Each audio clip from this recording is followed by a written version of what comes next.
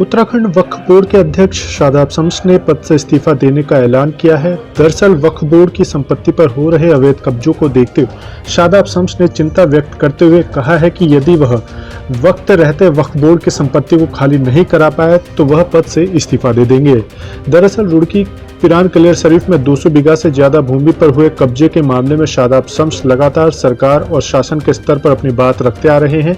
उन्होंने कहा कि मामले में कमजोर पैरवी के चलते उक्त भूमि पर मुस्लिम धर्म गुरुओं द्वारा कब्जा किया गया है। ये गरीबों का, यतीमों का, बेसहारा बेवाओं का हक था, लेकिन इसके ऊपर अगर देखा जाए तो बाहुबलियों के कब्जे। कहीं 250 बीघे ज़मीन पे कांग्रेस के पूर्व सांसद बैठे हैं, अकबर अहमद डंपी बैठे हैं, कहीं सईदुज्जमा बैठे हैं, कहीं जिनको देखभाल की जिम्मेदारी दी थी, जिनके बड़े कहते थे हमारे बदन के ऊपर जो कपड़े हैं ये भी दरगाह साबिर पाक के हैं। आज वो सज्जादे लगभग 200 बीघा ज़मीन के ऊपर कब्जा करके कलियर के अंदर जो मेला भूमि कहलाती थी, जहाँ सैकड़ों सालों से मेला चलता आ रहा है, आज उस पर अपना मालिकाना हक जता रहे हैं।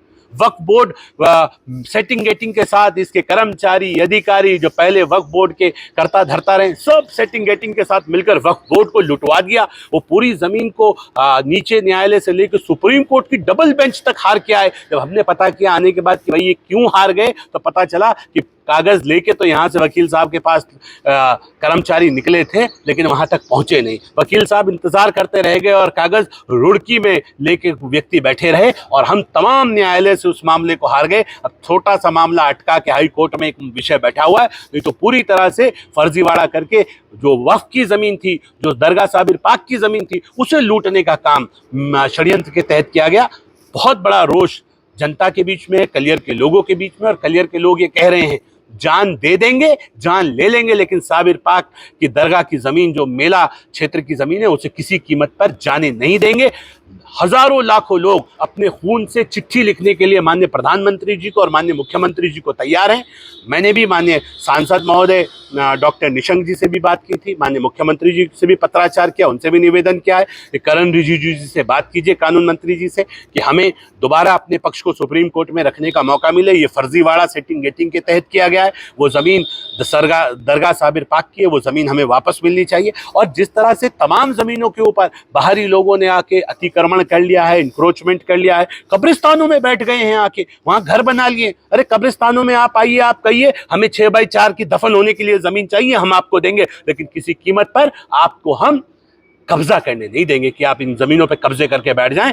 ये जो वोट बैंक की पॉलिटिक्स के तहत लोगों को बसाया गया है इन कब्रिस्तानों पे अपना वोट बैंक की राजनीति करने, ये बहुत शर्मसार करने वाली बातें हैं। कुछ कर लें। तमाम तरफ से हम भी देख रहे हैं कि तमाम माफिया, भूमाफिया मिलके हमें रोकने की कोशिश कर रहे हैं, लेकिन मैं विश्वास दिलाता हूं, न डरूंगा न डगूंगा। जो करना हो किसी को वो कर ले, आखिरी सांस तक इस लड़ाई को ईमानदारी से लड़ेंगे। अगर नहीं लगा मुझे कि मैं नहीं लड़ पा रहा हूं, मेरे दुश्मन बन गए हैं, तो मैं इस्तीफा दे के घर बैठना पसंद करूंगा, लेकिन किसी कीमत पे कोई कॉम्प्रोमाइज इन माफियाओं से हम करने वाले नहीं। जिस पर केंद्रीय कानून मंत्री से भी संबंधित मामले में पुनर्विचार की मांग रखी जाएगी, जिससे संबंधित मामले पर कोर्ट में पुनर्विचार हो सके। रुड़की स्थित पिरान कलियर शरीफ में किए गए जमीन पर कब्जे के मामले अब मुस्लिम धर्मगुरु और मुस्लिम समुदाय के लोग आमने सामने दिखाई दे रहे हैं। वक्फ बोर्ड के अध्यक्ष शादाब शम्स ने दावा किया है कि भूमि के मामले में 10,000 से ज्यादा लोग मुख्यमंत्री और प्रधानमंत्री को अपने खून से पत्र लिखेंगे, जिससे मामले की गंभीरता का पता चल सके और अवैध कब्जाधारियों पर कार्रवाई हो सके। वहीं इस पूरे मामले को लेकर कांग्रेस प्रदेश प्रवक्ता शिषपाल सिंह बिष्ट का कहना है कि यह एक गंभीर मामला है कि वक्फ बोर्ड के चेयरमैन बोर्ड की जमीनों को बचाने का प्रयास कर रहे हैं।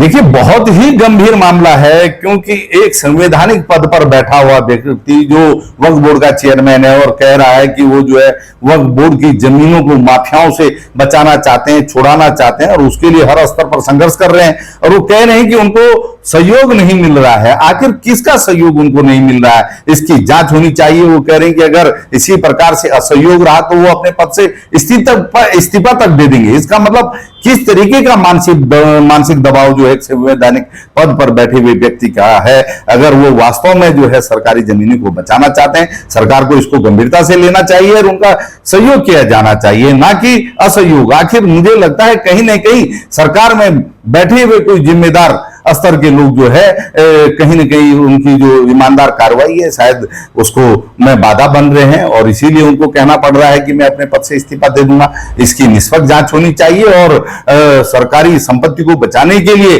जो भी संभव प्रयास हो किए जाने चाहिए।